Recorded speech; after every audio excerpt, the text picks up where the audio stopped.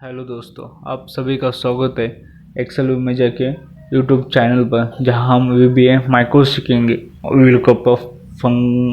VLOOKUP कैसे use करना है। तो मैं 1 नंबर की शीट में आऊँगा। यहाँ पे मैंने कुछ डेटा रखा हुआ है।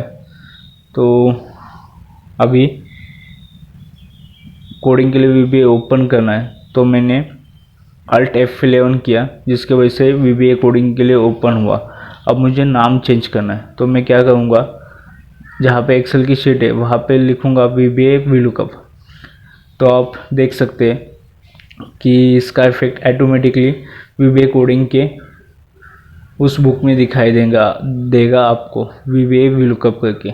जो आपको नाम रखना है वो आप नाम रख सकते हैं। मैंने सिर्फ ऐसे ही जो सब्जेक्ट है उस हिसाब से उसका नाम रखा।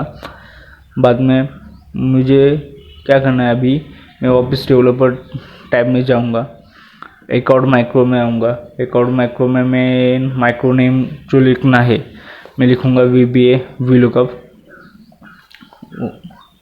वीबीए वीलुकअप लिख लिया तो उसके नीचे ही आप देख सकते हैं कि एक शॉर्टकट की है, जो आपको शॉर्टकट की रख सकते हैं। बट याद रखना है कि जैसे कि इसमें ऑलरेडी फंक्शन होता है कंट्रोल एस, तो वो रिपीट नहीं होना चाहिए, नहीं तो आपका फिर वो शॉर्टकट की रन नहीं करेगा। तो डिस्क्रिप्शन में आपको जो लिखना है वो आप लिख सकते हैं। जैसे कि मैं लिखूँगा वीलुकअप वीबीए वीलुकअप कोड करके और ओके दूंगा। उसके बाद डेवलपर टैब में आप देख सकते हैं कि कोडिंग स्टार्ट हो गई है। तो अब होगा क्या कि मैं इस सेल में वीलुकअप का फॉर्मूला यूज़ करूँगा, इज इक्वल टू वीलुकअप। जैन मंथ को सिलेक्ट किया। अब शीट 3 में डेटा है, तो मैं पूरे टेबल को सिलेक्ट करता हूँ। पूरे टेबल को सिलेक्ट किया, F4 से मैं इसको फ्रीज करूँगा, (2, 0 एग्जैक्ट मैच के लिए। तो अभी मई तक का डेटा लेना है, तो मैंने सिलेक्शन देके कंट्रोल D दिया, जिसके वजह से फॉर्मूला ड्रैग हुआ। अब alt is equal to some के लिए हम यूज़ कर सकते हैं अल्ट इज इक्वल टू, इसके वजह से सम का फॉर्मूला यूज ऑटोमेटिकली यूज़ होगा, आपको लिखने की ज़रूरत नहीं है। तो अब मैं सीधा जाऊंगा होम शीट में, वहाँ पे मैं आ गया। अब मैं क्या करूँगा, इस डेवलपर टैब में जाके रिकॉर्डिंग स्टॉप कर दूंगा। अभी रिकॉर्डिंग स्टॉप हो गई। अब देखते हैं कि इसका कोडिंग कैसे होता है। तो इसके लिए क्या करूँगा, जैसे कि मैंने पहले ही वो वीबीए बुक ओपन करके रखी हुई थी, उसमें मैं जाऊँगा मॉड्यूल्स में, मॉड्यूल का फोल्डर ओपन करूँगा। उसमें आप देख सकते हैं कि मॉड्यूल 1 करके एक आया है, उस पर हम डबल टिक करेंगे तो यहाँ पे हम देख सकते हैं कि कोडिंग कैसे एक्सेल में होती है वीलुकअप के लिए या किसी भी फंक्शंस के लिए। इसमें सब स्टार्टिंग में भी सब्जेक्ट आता है और एंडिंग जब फिनिश होता है तभी भी एंड सब्जेक्ट आता है। उसके साथ साथ वो ग्रीन में है जो मैंने नेम्स रखे थे और डिस्क्रिप्शन दिया था वो आएगा। तो अभी इसको हम मोटा मोटी लैंग्वेज में देख लेते हैं।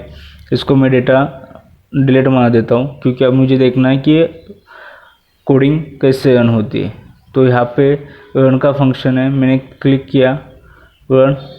अभी आपको समझ में नहीं आया वो होगा कि कैसे ये काम होता है। तो मैं क्या कहूँगा, फिर से इस टेबल को डिलीट मार देता हूँ।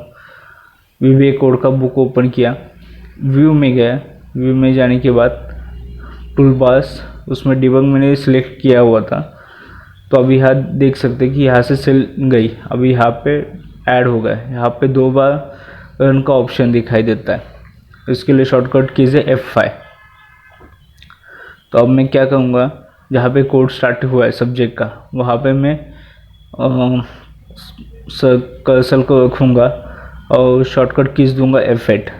F8 देने के बाद यहाँ पे देखो सब्जेक्ट हुआ, बाद में बीच के 2 नहीं लिए। इसका रीज़न है क्योंकि वो नेम और डिस्क्रिप्शन था जो कोडिंग में नहीं आते।